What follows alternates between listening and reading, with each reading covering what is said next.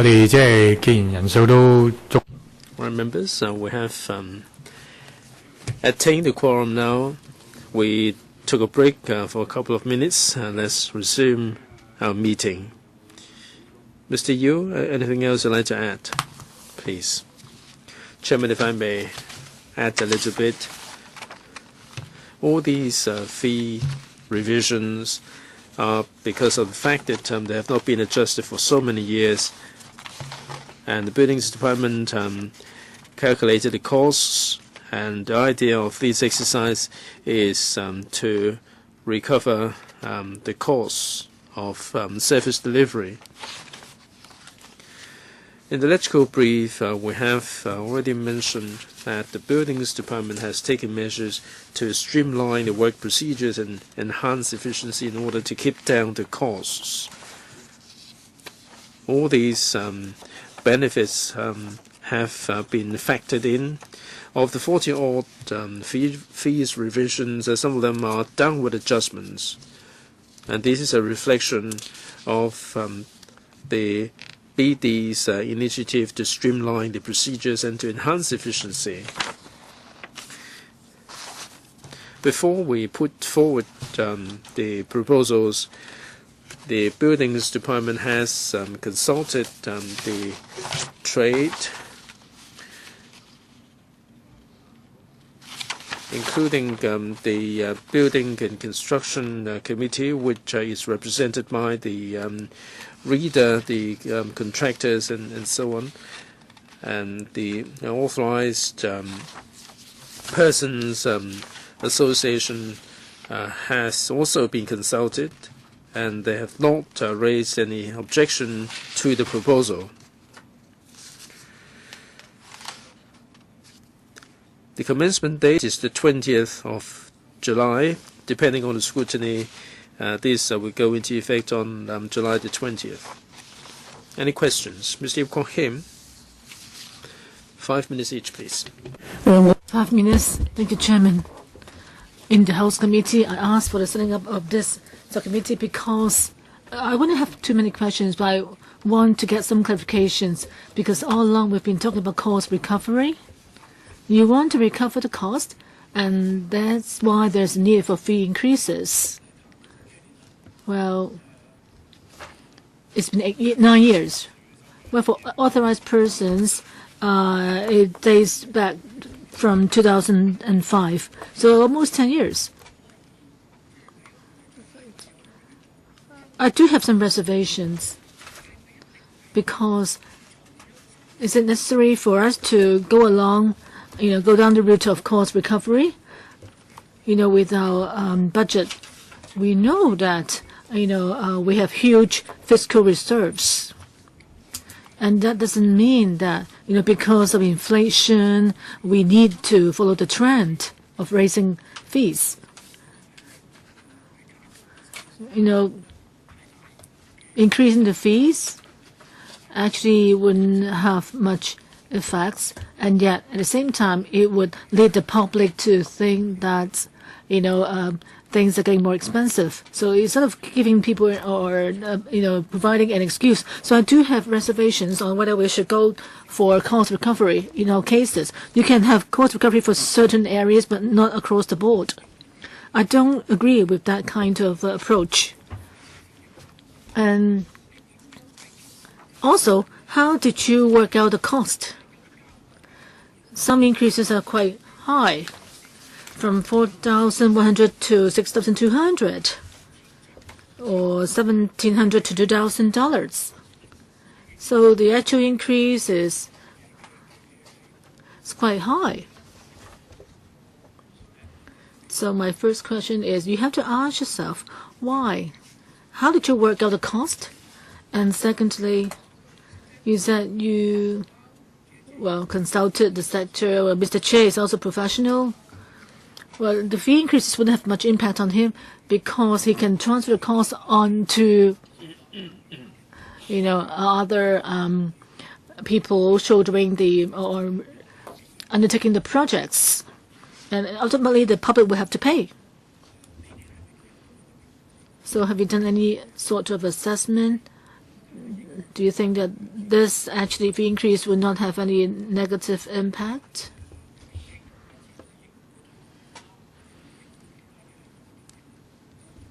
So 2 questions. Mr. Yu. Thank you, Chairman. Thank you, Mr. Ip, for your questions.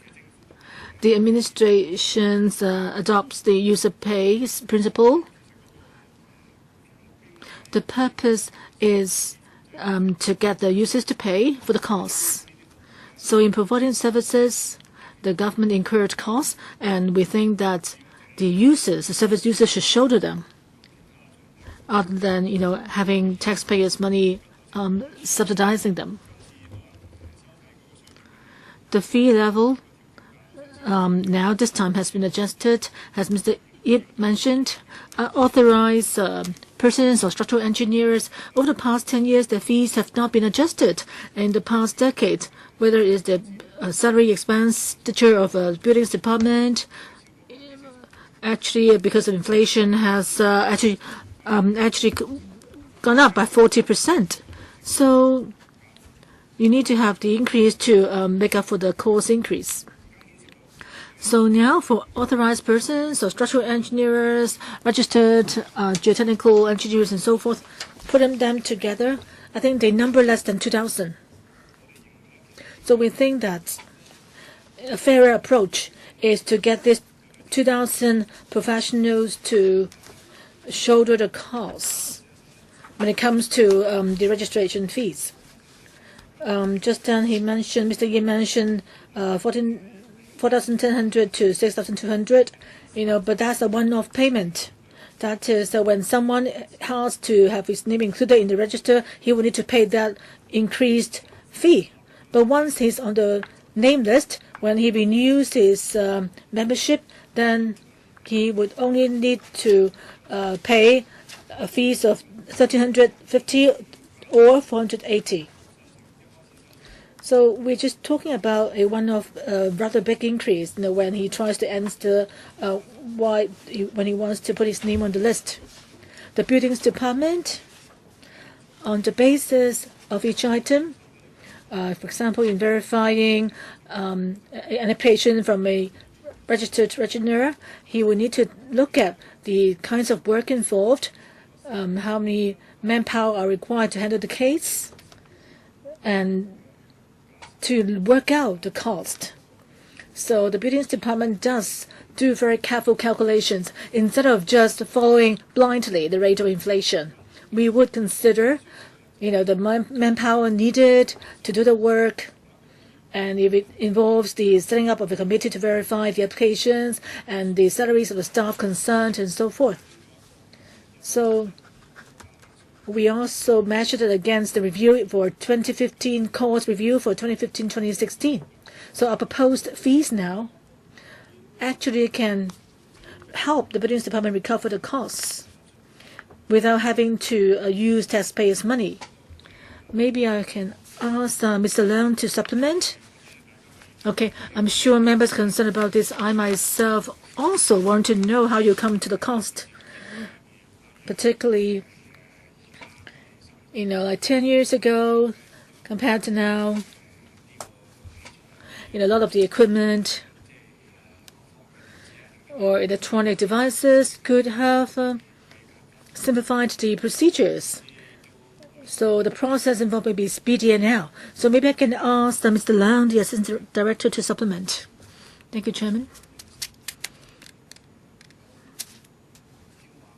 Just Mr. Ip, voiced his concern, but that's something that I was concerned with before. In the register for the minor works contractors, for level 1 to 3, there are about 18,000 of them. If we are to introduce the fee increase, those are the people who will be affected. So relatively speaking, compared to professionals, registered contractors, the impact will be different. The review of the fees actually was done last year. When I consulted, SMEs or small and medium-sized contractors about it, and they did give us feedback. So we didn't submit the proposal for fee increase in the end following the consultation, and we did a lot of work afterwards. That is, and now I know you mentioned there's the provision of new equipment, devices now, and would that actually help avoid the cost from being affected by inflation? We have done a number of optimization measures targeting mainly small works contractors, particularly individual contractors, because in absolute terms, we may be talking about a fee increase of a couple of $100, but when we consulted them, I think the two proper channels that we use for consultations are not adequate. One, of course, is our technical committee, and the other is the APSAT. Those organizations only have representatives of large bodies like HKCA. And in the beginning of this year, on January 15, I called up various people from the sector to discuss this fee increase.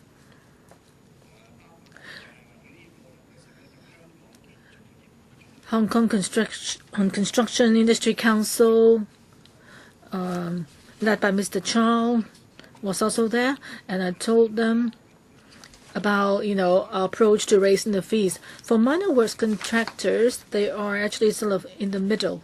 5 years ago, when we had the registration system, they were involved, and they very much understood the constraints that we had exercised. We would not, increase fees to a very extensive extent, and we've also tried to help, these people that 5 years since then. Since last year already, they have been asked to re-register. So we have already simplified the procedures needed. Let me give you an example. For level 3 contractors, we've got, more than 40 items involving them. Beforehand, we gave each one of them a card. That doesn't represent a certificate under the legislation, but we're proposing that we won't even issue a certificate. Why? Because once someone has obtained the certificate, once he has to re-register, and if he loses it, then you will have to call the police and make things complicated. So now we just issue them with a card to replace the certificate. We had these cards before to help them, like a driver's license with all the information on the items that they're registered for, so they can show it to landlords. So that's one thing we've done.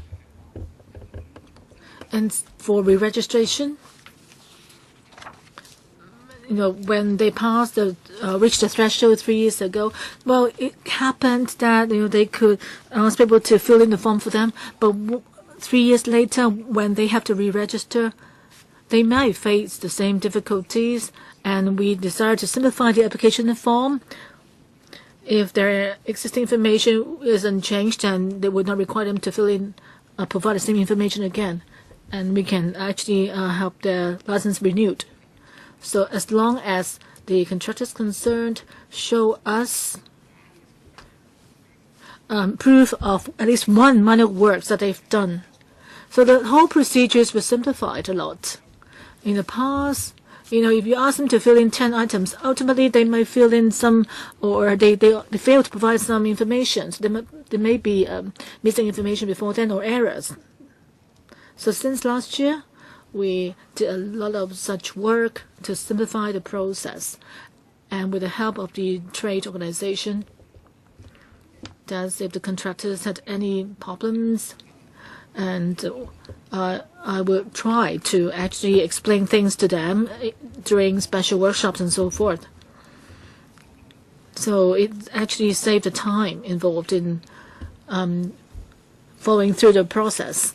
So we've seen positive results from such optimization. So for the 7,000, 8,000 minor works contractors, we have exercised constraint in actually making them comply with the rule. Even the fee increase of a small amount of money, they would not be pleased with it. At our last meeting, they told us that we would not be willing to see any fee increase. But I told them, explained to them our rationale. Why do we have to go for a fee increase? Because 2 years ago, when we asked for a fee increase, to charge plans, someone said, why didn't you increase the fees more frequently? Well, this is someone whose fees have not been increased for 20 years. And we did impose an increase in the end of 30 to 40%. And someone said, could you just, do it this way or that way? People came up with suggestion. So we actually look at the whole issue from the contractors' perspectives. We got money from some, small contractors. We try to be understanding and see, what's the best approach. That's why our fee levels were indeed, could be raised or decreased. The extent of increase wasn't that high, and we've tried to do the best we could. Okay, any other questions? Follow-up questions? Mr. Ip, thank you, Assistant Director, for your detailed explanation. Indeed. Let me give you an example.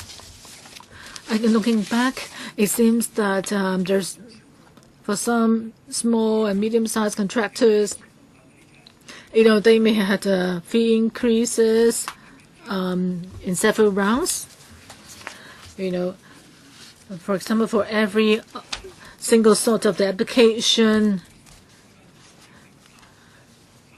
they have to pay fees up from to 7,000, up from 5,200. Depends on the type of work done.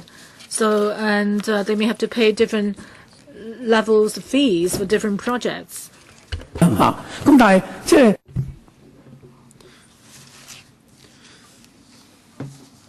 So you're trying to recover the cost. I don't think I understand why it's gone up to from 5020 to 7030 in just 10 years' time. And how do you arrive at this rate of increase? Mr. Leung, I think this is a one-off, isn't it? Chairman, thank you. Now, we are talking about a 10-year time frame. How do we arrive at the figure? When they apply for a license, we have a standard, how much manpower would be required, how much professional input and clerical input, and we would factor all these in to work out the manpower costs within the buildings department. Overall, the buildings department, 80% of the expenditure is attributed to staff costs. We've done something about the situation. Now, this is the CRC. This has to go through the CRC Contractor Registration Committee, and we would very much like to control the time to within 14 minutes for a decision to be taken. But unfortunately, some would be putting a lot of questions. There are two problems there. Some would say that if too many questions are put to the applicant, they're liable to fail. So we have the internal guidelines of 40 minutes. We do have secretary who will be giving the signal, but the secretary doesn't have any other role to play. Let's say, for instance, Now, for a meeting that can process 3, and if we cannot process 3 and instead we can only process 2, the cost will be higher. For these $7,000, we would have the different items, how much would be incurred for each and every item, and the figures will have to be certified by the accountants. So we're treading very carefully. You can trace all these 46 items. There are 46 analysis we do have the guidelines for the 46 items. Yes, indeed, you are looking at the staff cost. Let's say you adopt the 40-minute time frame for the meetings, and that's how you work out the staff cost. Is that right, Mr. Ip? To use your example, item 15. Assistant Director, can you give Steve some more information? From what I heard, you said you look at the time taken by the committee. The committee is composed of experts from outside, not just your own staff, and I'm not sure whether they get paid anyway. Mr. Ip, do you really need that kind of information, or do you just want some examples from the administration? Yes, some examples would do. The other thing is, as a result of the fee adjustment, what implications will there be on the consumer? I did put a question before, but this has not been answered. Right? Implications on the consumers. We have Dr. Lo Wai Kwok on the list. Please make it brief. Dr. Lo has been kept waiting for some time. Let me say just a little bit, Chairman, with your indulgence. I talked about the CRC at the committee. We do have the guidelines regarding the time when application comes in, and we have to work out the time to be taken by the clerks and so on. We have built up the experience over the past 10 years. The time we cover the entire procedure, when the application first comes in to the time when the application is approved. The CRC is only one of the steps, and that committee is only paid for the transport, but not any honorarium. And what about the implications on the consumer? Mr. Yu, make it brief, please. Chairman, Mr. Yu talked about the rise from 5020 to 7030. That's application for registration as the contractor. These are large companies. This is a one-off. When they register as contractor, this is a one-off. When they renew their license, the amount that they pay would be much smaller. From statistics, each year we have about 100 or so contractors that are seeking to be registered. The $2,000 increase, we're talking about $200,000. This is not a regular recurrent amount that they have to pay, and this amount represents a small fraction of the contract or the construction costs. So for developers that have to use these contractors, the implications on them would be really insignificant. Right? These license for large contractors. What about the contract sums? I think there are some categories, aren't there? Right? There is a difference for small contractors. The contractors can take up any amount of contracts. How much would it be? Well, in this day and age, the contract sum would be as much as $100 million minimum. The construction costs are so high these days. Let me cite you an example. Now, for these contractors' license, Gammon, Lighton are examples. if I increase $2,000 for them, so we're talking about the impact on the consumers. But this $2,000 will be a one-off. Even if for renewal, this is not one-off. Each year, we're talking about a couple of $100 per year. At the joint BSC, the Hong Kong CA is the largest representative. All right, let me give the floor to Dr. Lo Wai Kwok. I thought that that question was quite interesting to members. Right, doesn't matter, Chairman, because Mr. Yip's question is dear to our heart as well. Chairman, I am an engineer myself. I'm not a geotechnical engineer, and nor structural engineer, nor an authorized person. So I don't have any pecuniary interest in this fee revision exercise. With regard to cost recovery principle, we basically are in agreement. Application has to be made to be put on the register, and the fee has gone up from 4150 to 6200. Now, this is no small amount for individuals. There are some authorized persons who are applying to be registered as structural engineers themselves.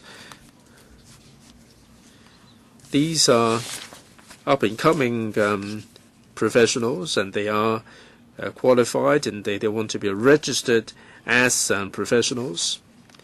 And if they are sufficiently qualified, they would certainly be applying to be registered. And this is not a small sum. I fully appreciate the idea of cost recovery. But how complicated is the processing work, or why is it that it would attract such a high cost in the processing element? I'm sure that these professionals do have their professional qualifications from their own institutes, and they do have the working experience as proof. Why is it that it would justify the cost of $6,000? I'd like to hear some justification from the administration. Assistant Director, Mr. Leung.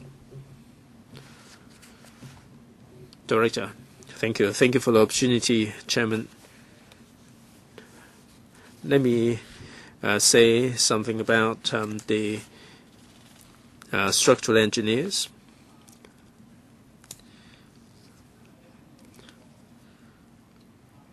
Under the law, all authorized persons and professionals, if they want to become structural engineers, they have to go through this process. They have to go through the CRC. CRC is not represented by my colleagues in its entirety, although we have some of my colleagues, but it is basically represented by the by the profession.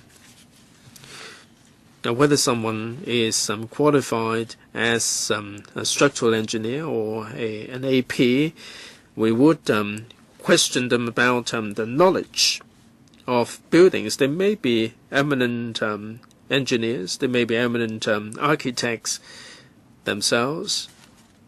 Many would fail in that part of the test. They probably don't know about the procedures. There are three parts to it. This is one of the elements.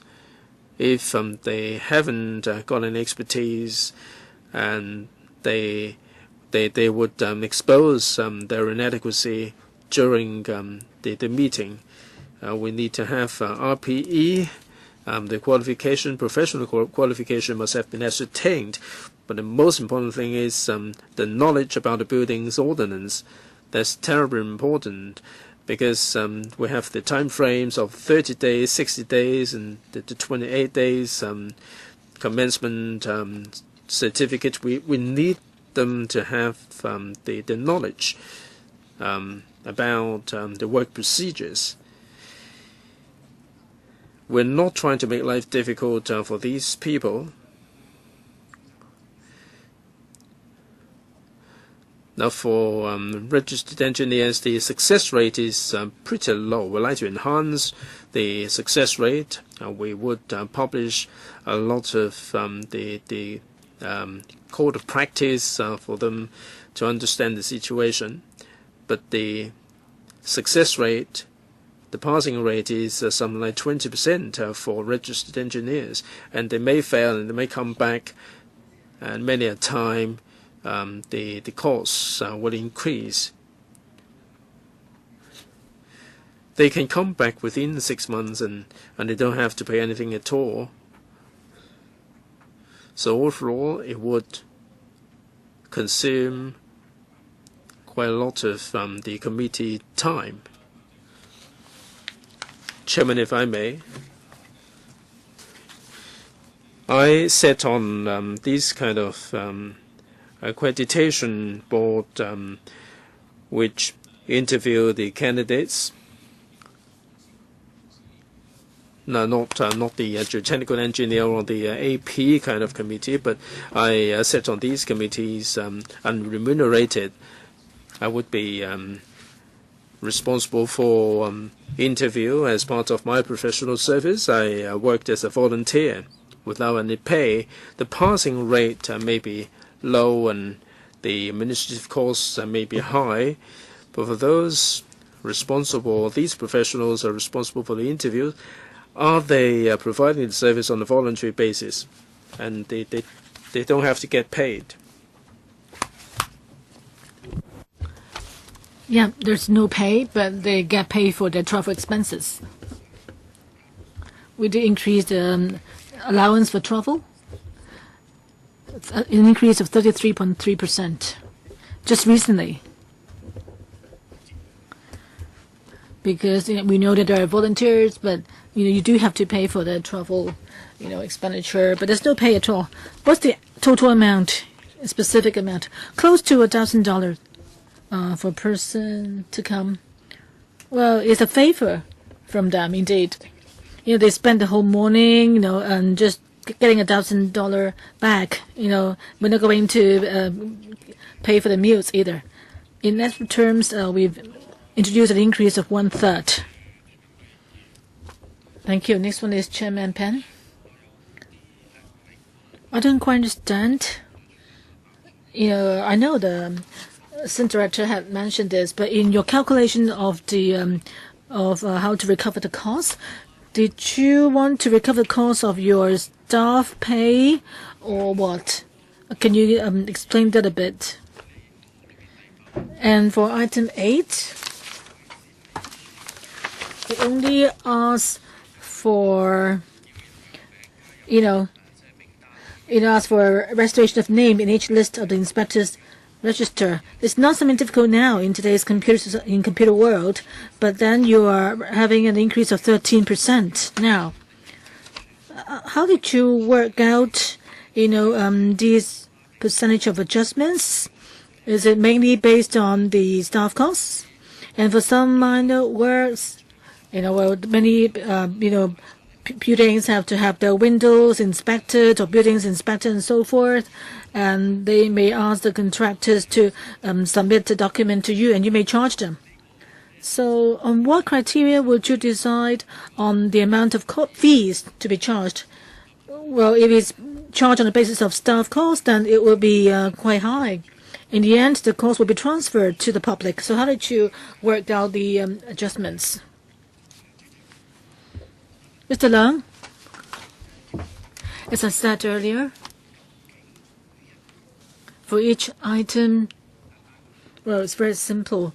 Well, once we receive a document and we'll work out, how much time will be needed, what we need to do during that period, and so forth. You asked me about the name on our register, putting the name on the register, and well, it's something that needs to be gazetted, so there are procedures involved. Therefore, for minor works contractors, in the past,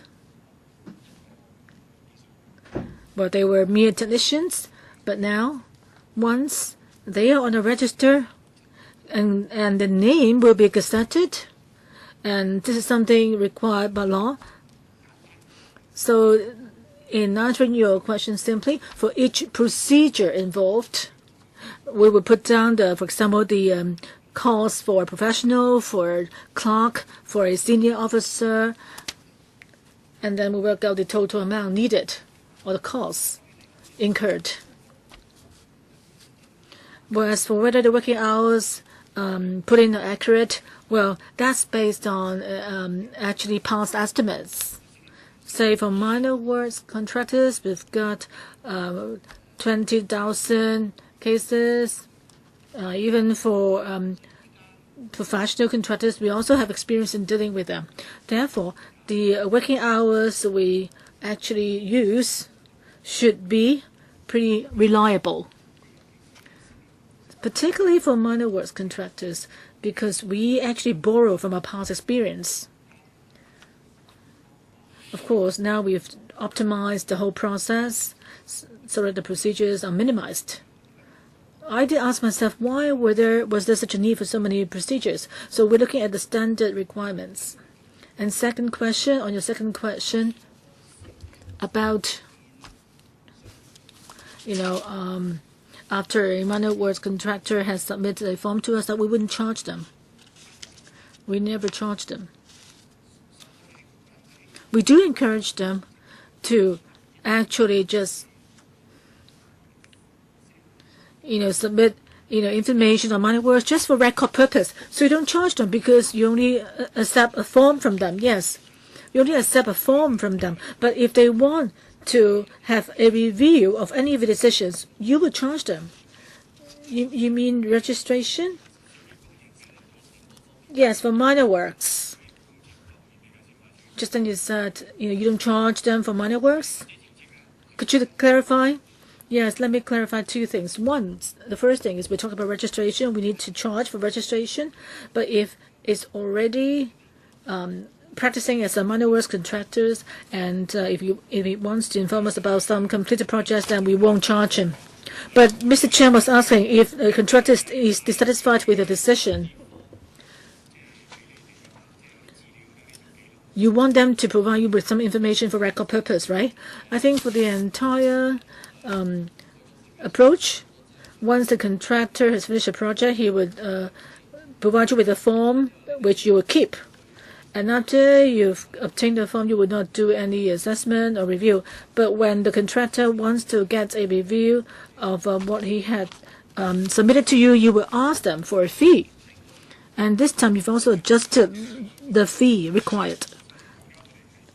Mr. Yu, yes, I think for these entire fee adjustments, they all cover the registration of minor works contractors. Once they're registered, when they submit information about minor works, they are a separate thing from what this latest adjustment cover.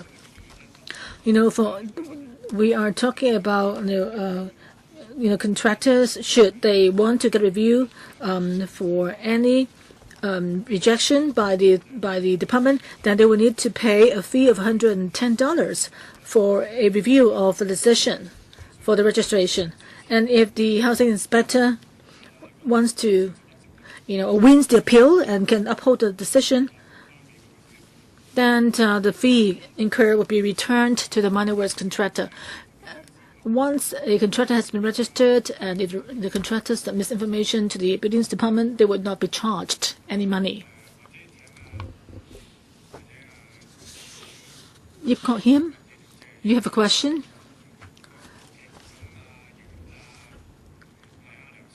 Mr. Liang, do you want to supplement?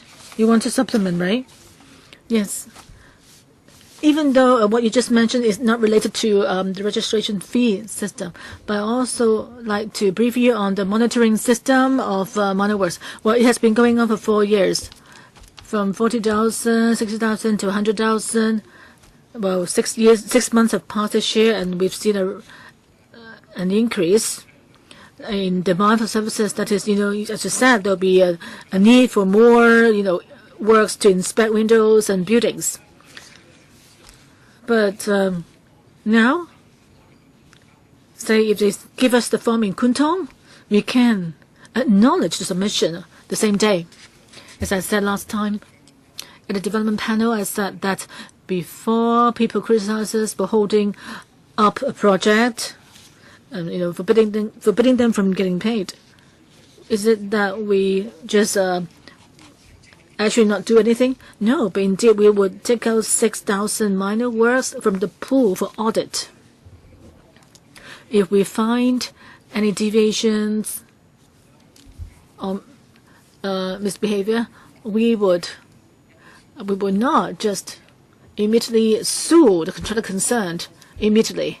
But since last year we found someone who had actually deviated from proper practices, then we would not actually have any delay in taking action against them. What we found last year was someone actually who is authorized to do Class 2 projects doing Class 1 projects.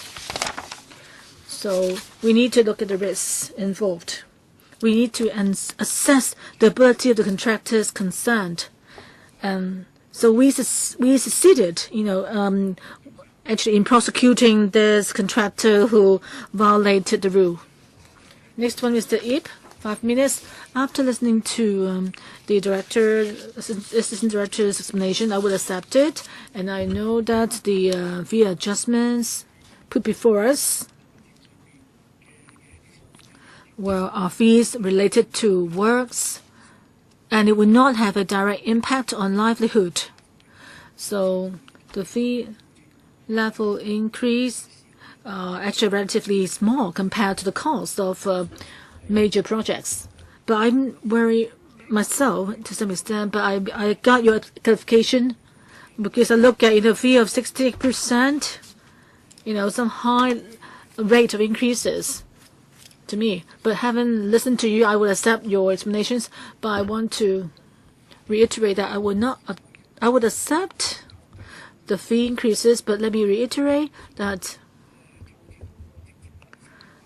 on any decisions or adjustments that have a direct impact on the livelihood, I would have reservations. Like water fees or water charges, they will have a direct impact on the public. Then we need to be careful. I wouldn't accept that. But the fees put before us are minor adjustments. I just want to express that view. I wouldn't need the administration to respond. Thank you.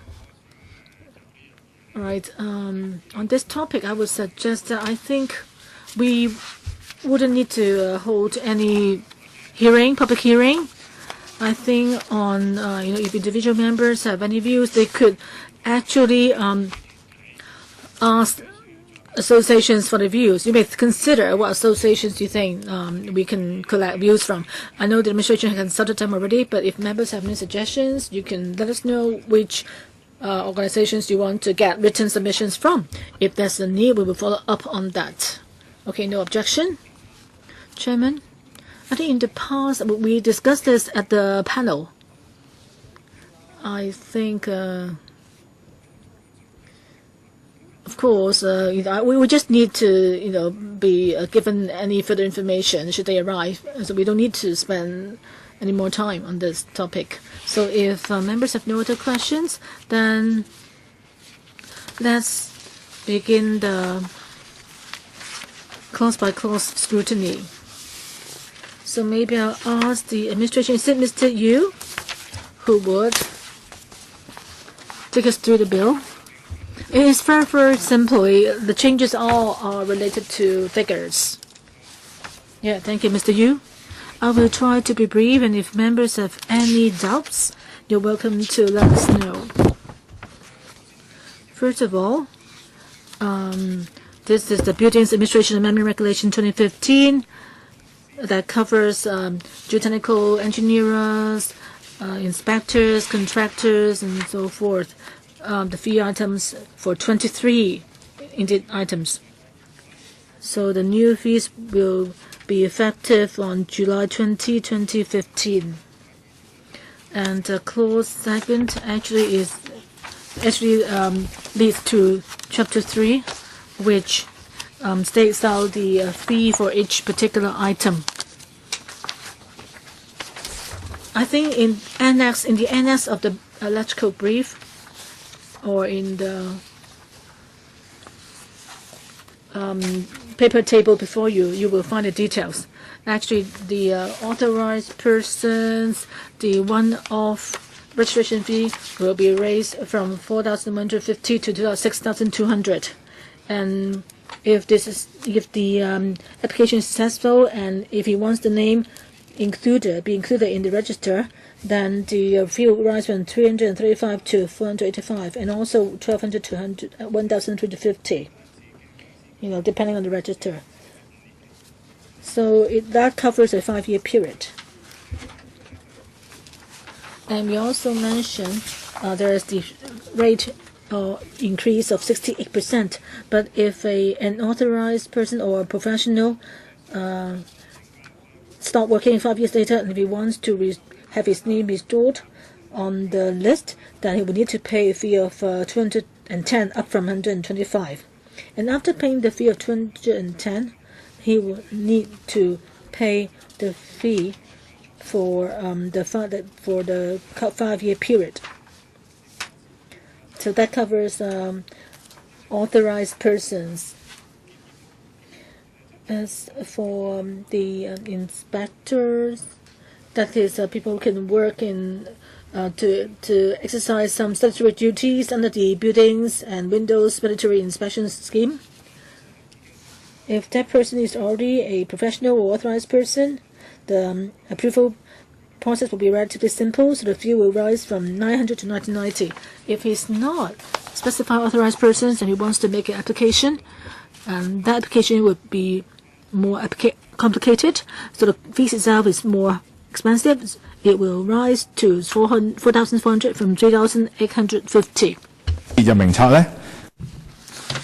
If they get their names on the list, the fee will go up from 1,360 to 1,580. That's for 5 years. For renewal, after 5 years for renewal, it will go up from 1,180 to 1,240. That would be every 5 years. Like APs, if they have been deregistered and they want to register themselves again, they have to pay $1,550. The admin cost will be higher than compared with first registration, but nonetheless it would go up from 1,370 to 1,550. Third, registered as general building contractors. Registration fee goes up from 5,020 to 7,030. That's one off. If they want to have authorized signatures included, if it is more than one authorized signature, then each will see the fee go up from $4,140 to $5,800. That's not a must. It depends on whether they would like to have the authorized signatures included. That would be $5,800. If they are approved, then they would have the name put on the register. That would go up from 1,180 to 1,460. That would be for 3 years. For renewal, it will go up from 1,910 to 2,460.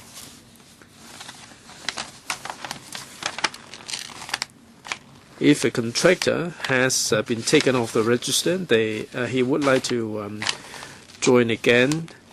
Application, the fee will go up from 1,140 to 1,220, and the registration fee for 3 years would go up from 1,180 to 1,460. About the contractors, the last one is during the 3-year registration period, if they want to have additional authorized signatory, it will go up from $4,390 to $6,100. it will depend on the situation. If they don't need any authorized signatory, they don't have to pay this. Specialized contractor will be the same as general building contractors, and I don't propose to repeat them.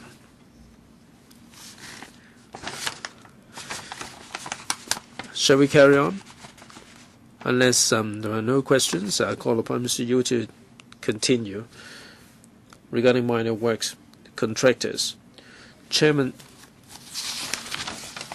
for building minor works fees and amendment Regulation 2015, registration as individual contractors, if they want to apply on the basis of their own experience,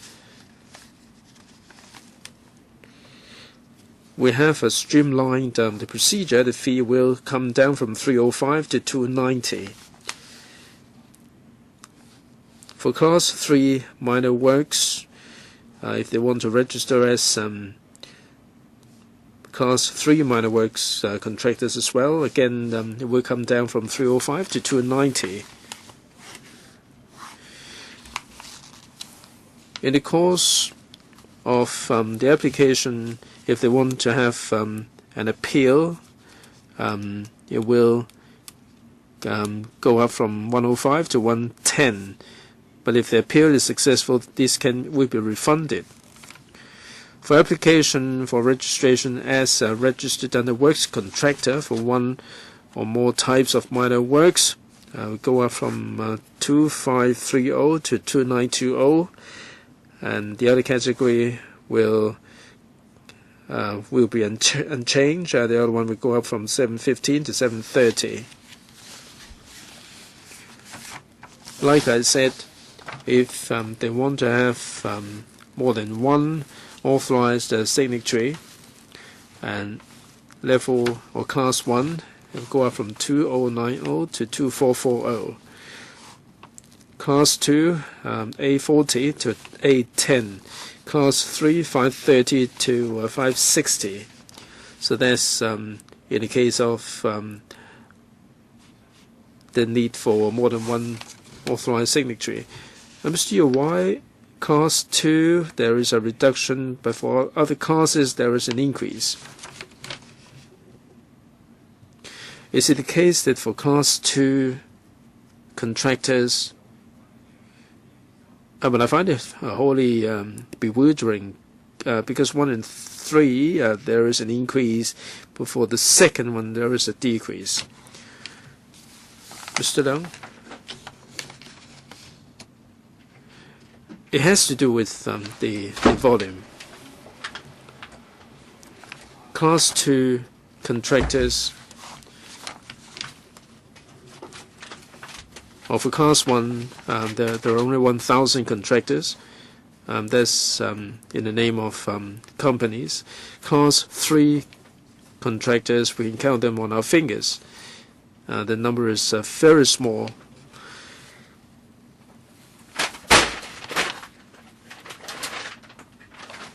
So for Class 2,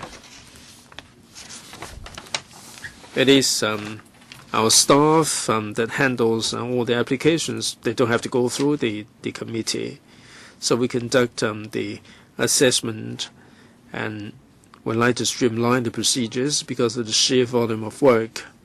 If they want to add an AS, we need to check whether the AS has breached any regulations.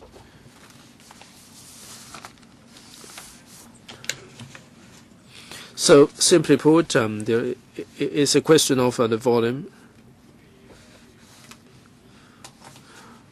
What about Class 3? Is this processed by your staff? But the number is very small. So Class 2 and Class 3, they were processed by your own staff. It's just that from your explanation, because of the sheer volume of application, yes, indeed, the size is larger. Understood. Mr. Yu, please. If the application is granted, they can have their names included in the registered list. That's class 3, will go up from 410 to 595. And this is to bring this in line with the 3 classes. Now that's for the 3-year registration period. Item 7 is for renewal. Again, there are 3 classes. The first one is from 1,100 to 1,130. Class 2, A10 to A35.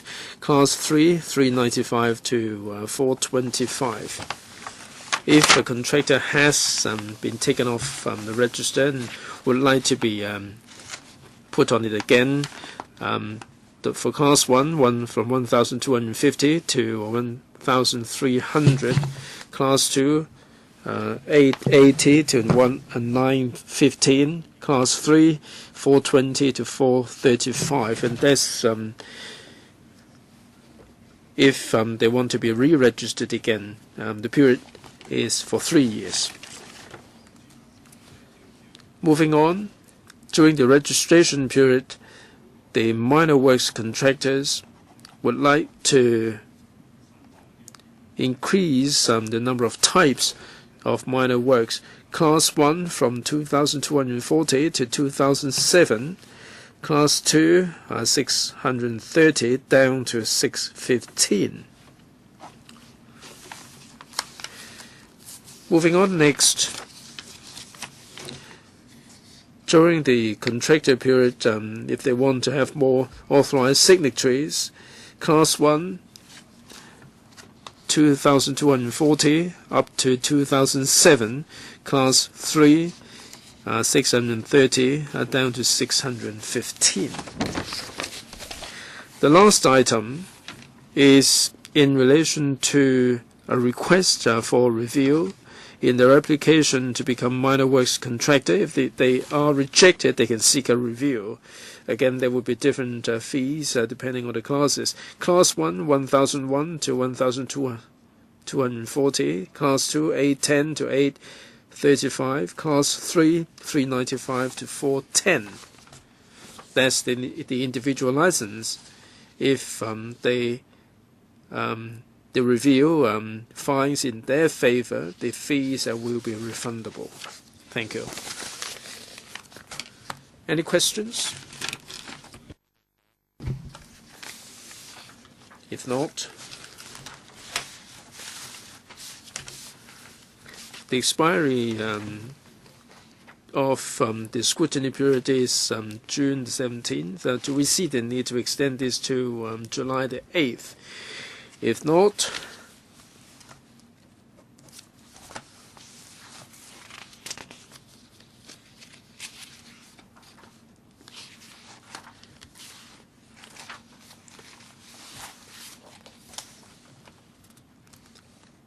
that the expiry is June the 17th, and we'll have to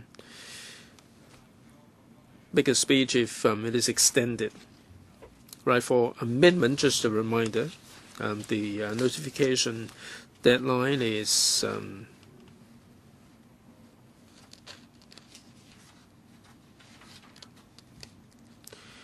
June the 10th, 2015. That's the deadline for giving a notice of amendment and subsidiary legislation.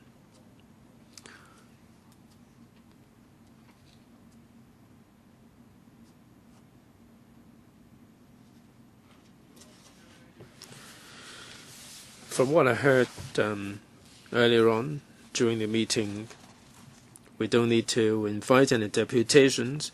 If it extended, we probably don't have enough time. Even if members would like to seek views from the deputations, we might not have enough time. I'd like to hear from members their comments. Mr. Yip-Ko-Him.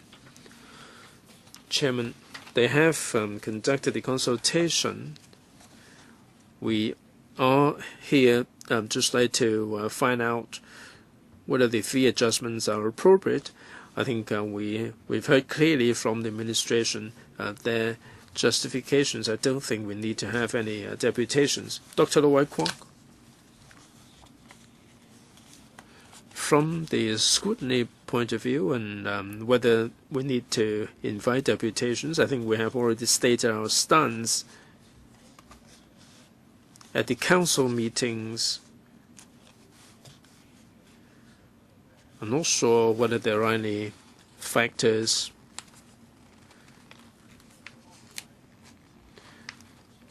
that would delay the scrutiny of the subsidiary legislation. I think we should be able to meet the June 17 deadline. Perhaps we'd like to factor in some flexibility. And the Secretary might be able to help. Chairman, if this is not extended, then the subsidiary legislation will go into effect on the 17th of June. Simple as that. So we go into effect on that particular date because this is subsidiary legislation.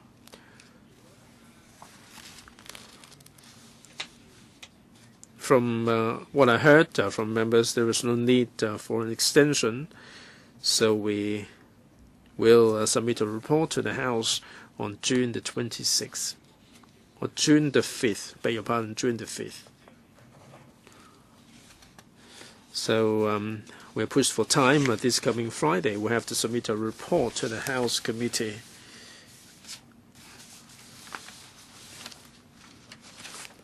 And we can fast-track it. We can submit a report to the House Committee on the 5th of June.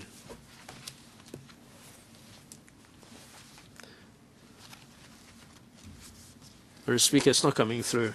Well, this is for negative vetting. That it will go into effect on June the 17th unless members have any amendments. All right then. So the subcommittee will be making a report to the House Committee on Friday, and members are aware of all the days, I'm sure. Unless you have any other business, my thanks to all of you for attending the meeting.